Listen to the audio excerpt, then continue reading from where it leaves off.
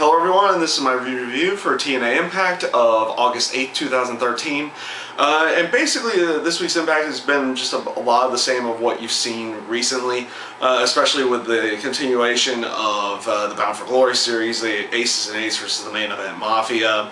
And of course with Tito Ortiz showing up not next week, but last week, and showing up in Impact Wrestling to do whatever he was about to do.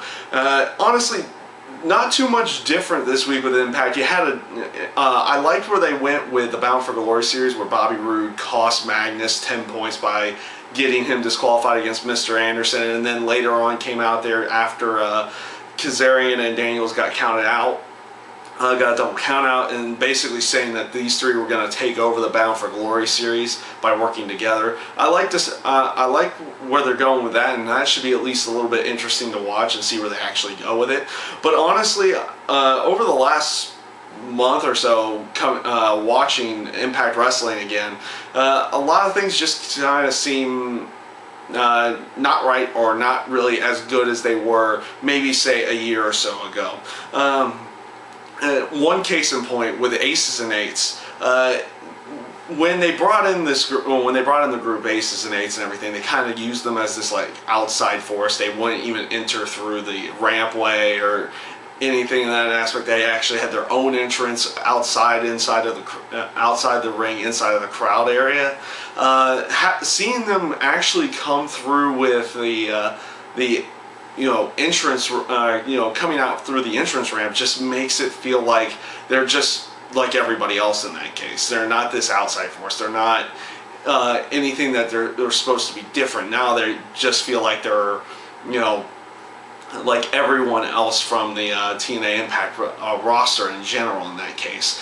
And I think it actually hurts Aces and Eights in my mind in this case. And maybe they're only using that because of how the recent buildings that they've been in were structured, or in some senses just how they were, how they're building. They couldn't actually use that entrance in a proper way, and like maybe a few other cities that they're going to, maybe they will go back to it. But seeing them over the last month just coming out through the normal entrance ramp kind of takes away what was different from the Aces and Eights in general in my mind. Also, the other big concern that I've seen recently, it just feels like, they brought in Rampage Jackson. He's part of the Main Event Mafia now.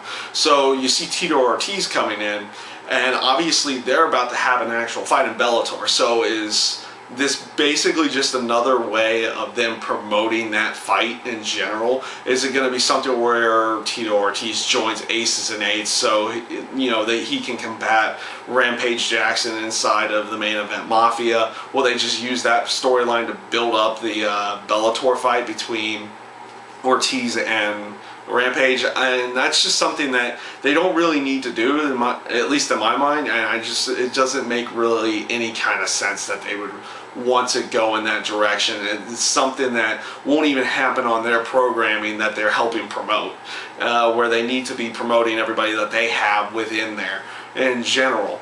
So like I said, you got a lot more of the same this week with Impact Wrestling. You did get at least something different, where Bobby Roode's teaming up with Kazarian and Daniels to try to take over the Bound for Glory series. So hopefully that will go over really well, and see where they actually go with that.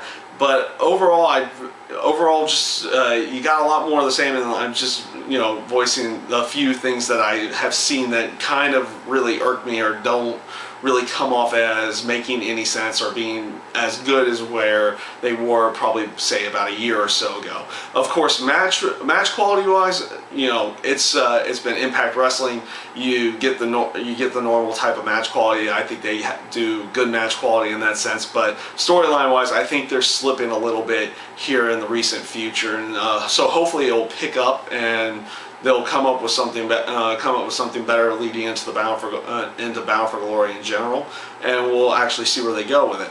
So that's my review this week for TNA Impact Wrestling. I thank you guys for watching, and I hope you enjoyed.